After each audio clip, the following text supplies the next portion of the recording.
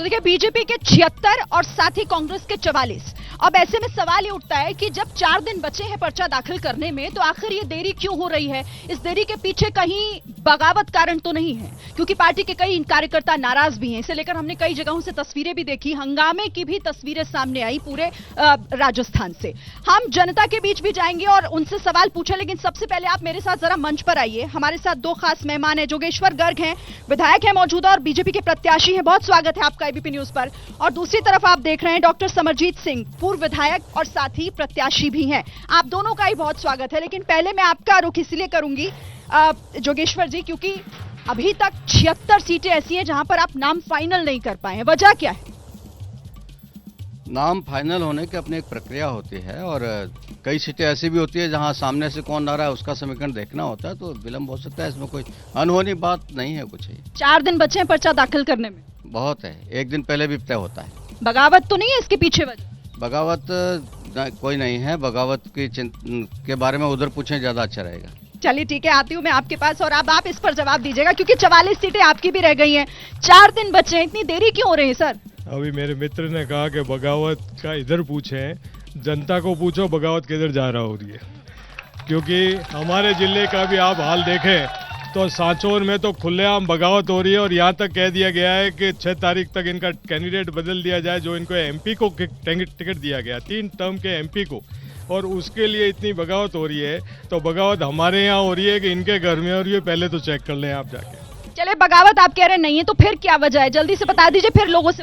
आप देखिए, एक प्रोसेस होता है, उस प्रोसेस के तहत कल रात को भी 56 के नाम आए, अब 44 रहे हैं और आज रात या कल सुबह तक बाकी नाम भी आ जाएंगे। आ जाएंगे? बिल्कुल आएंगे। चलिए ठीक है, आपके कब तक आएंगे? आप भी जल्दी से बता दीजिए, फिर लोगों के बीच जाते हैं। क्या बताना? कह रहे हैं हमारे कल सुबह तक फाइनल हो जाए। हमारी आज रात में आ जाएगी, इनसे पहले। सही, अच्छा, रात तक ही फाइनल हो जाएंगे।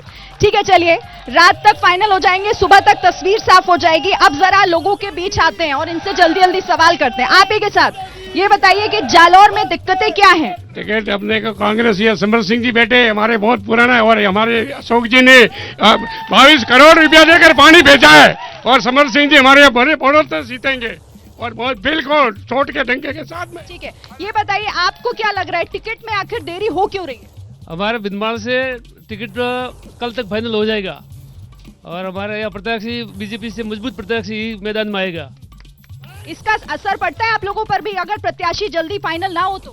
बीजेपी का नया कैंडिडेट रखना चाहिए। वो 30 साल से हो रहा है, कोई पब्लिक का, आम जनता का काम नहीं है, इसलिए नया कैंडिडेट रखना चाहिए। चलिए और लोगों से पूछते हैं, आप बताइए।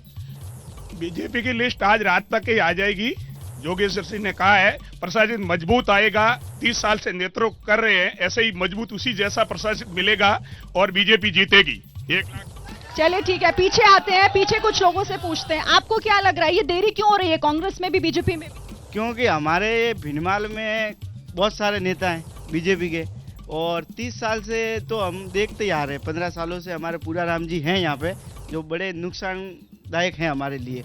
और अगर एक मिनट, किसके बारे में, कौन नुकसानदायक है? हमारे बीजेपी के जो पूरा राम जी जो वर्तमान एमएलए है, और वो अगर आते हैं तो हम समरजीत सिंह जी को जिताएंगे। मैं तो चाहता हूँ कि अब की बार नया चेहरा आना चाहिए, और पूरा राम जी अभी आए तो भी अच्छी बात है, तो भी पूरा राम जी के साथ 36 कौम साथ है, और इसके अलावा बोलो आरएलबी का कोई भी सदस्य भी आए उसके भी साथ है हम। जय जय आरएलबी। चलिए 1-2 सवाल और ले लेते हैं। देरी का आप लोगों पर क्या असर पड़ता है? लोग क्या सोचते हैं कि क्यों देरी हो रही है? नहीं, कोई देरी नहीं है, मतलब वो तो हाईकमान का काम है, और जो भी पार्टी फाइनल करेगी और जिसको कैंडिडेट को भेजेगी उसको बिल्कुल जिताएंगे। चलिए और कुछ लोगों से इधर अगर कोई सवाल पूछना चाहते हैं तो हाथ खड़े कीजिएगा, थोड़ा आगे आइए, आप पूछिए। पूरा राम जिंदाबाद, पूरा राम जिंदाबाद, पूरा राम जिंदाबाद।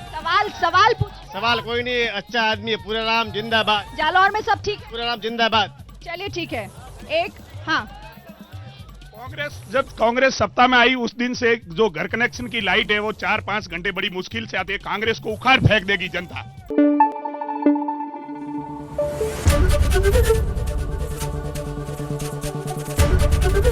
एबीपी न्यूज आपको रखे आगे।